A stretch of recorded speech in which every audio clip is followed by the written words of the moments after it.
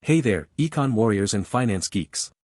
It's your boy, the boss of economics, back with another fiery dose of truth bombs to expose the circus that is modern economic policy. Today, we're diving headfirst into the US-China tariff tantrum, the small parcel meltdown, and the government's latest masterclass in shooting itself, and all of us, in the foot. Buckle up, because this is gonna be a wild ride through a cesspool of bad decisions, corporate chaos, and a recession that's knocking louder than a debt collector on a broke man's door. Let's roll. Here we go again, folks, another episode of How to Wreck an Economy in 3 Easy Steps, brought to you by the geniuses in Washington. If you've been living under a rock, here's the deal: the US government decided to slap hefty tariffs on small packages from China, killing off a tariff loophole faster than you can say, to minimize disaster. The result? A jaw-dropping 40% plunge in small parcel shipments from China to the US in May 2025, with trade value crashing to just over $1 billion, the lowest since early 2023. Oh, and guess what? This is just the tip of the iceberg. Let's unpack this steaming pile of economic mismanagement, layer by layer, and show you why this is the kind of government meddling that sends economies into a tailspin. First off, let's talk about this so-called de minimis rule. For the uninitiated, this little gem allowed packages valued under $800 to waltz into the US duty-free. It was a lifeline for fast fashion giants like SHEIN and TEMU, who built their empires on shipping cheap dresses, gadgets, and knickknacks directly to American consumers without Uncle Sam dipping his greedy paws into the profits. It was also a godsend for thousands of small merchants, like Wang Yuhao, a Kunming-based incense seller, who could break into the world's largest consumer market without breaking the bank. But no, the Trump administration decided this was an unfair trade loophole. So, on May 2, 2025, they slammed the door shut, imposing tariffs as high as 54% on these small parcels. The result? Chaos. SHEIN and TEMU are hemorrhaging sales, double-digit declines in the week after the tariffs hit, according to Bloomberg News. Small merchants like Wang are getting crushed, with each parcel now costing them $2 in losses unless they pivot to bulk shipments, which demands upfront investments they can barely afford. And consumers? Well, they're stuck with higher prices and fewer options. Wang nailed it when he called this a lose-lose situation. But hey, who cares about logic when you've got political points to score, right? Now, let's get into the nitty-gritty of why this move is so monumentally stupid. The US government claims these tariffs protect American businesses and jobs. Sounds great on paper, but let's look at the actual data, something policymakers clearly forgot to do. According to the US Census Bureau, e-commerce sales in the US hit $1.14 trillion in 2024, with cross-border e-commerce accounting for a whopping 20% of that pie. A huge chunk of that came from Chinese exporters like SHEIN, which alone raked in $32 billion in global revenue last year, with the US as its biggest market. Here's the kicker: small parcel shipments from China weren't just a boon for Chinese exporters, they fueled American logistics companies, warehouses, and even retail jobs. The National Retail Federation estimates that cross-border e-commerce supports over 1.8 million US jobs, from truck drivers to warehouse workers. So, by choking off this trade route, the government isn't just hurting Chinese companies, it's kneecapping American workers too. Brilliant move, guys. Really brilliant. And let's not forget the global picture. While US-China small parcel trade tanked, global small parcel shipments rose by 40% in May 2025, with countries like Malaysia, Belgium, and South Korea picking up the slack. Malaysia alone took in over $700 million worth of Chinese small parcels last month. What does that tell you? The world is moving on, folks. The US is just isolating itself, losing market share, and handing opportunities to its competitors on a silver platter. But sure, let's call this a win for American trade policy. I roll. Now, here's where the satire kicks into overdrive. The government wants you to believe this tariff hike is a heroic stand against unfair Chinese trade practices.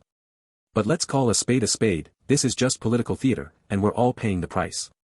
The real story here is a government desperate to distract from its own failures. Let's talk about the elephant in the room, the looming recession that's been brewing thanks to years of mismanagement. Look at the data, people.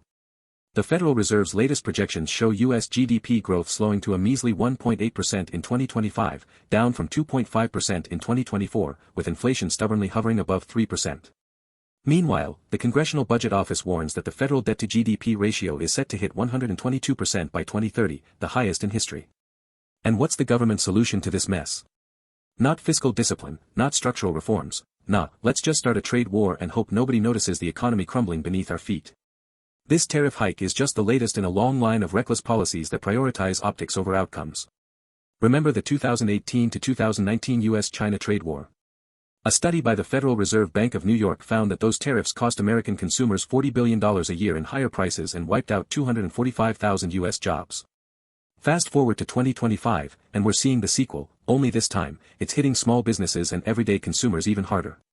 But hey, as long as the politicians can thump their chests and yell, America first, who cares about the collateral damage, right? Let's zoom out and connect the dots, because this isn't just about SHEIN dresses and incense sticks. This tariff hike is a microcosm of a much bigger problem, a government hell-bent on protectionism at a time when the global economy is screaming for cooperation. The World Trade Organization just slashed its global trade growth forecast for 2025 to 2.7%, down from 3.3%, citing, you guessed it, rising trade tensions and protectionist policies. And guess who's leading the charge? Yep, the good old US of A. Here's how this plays out on the ground.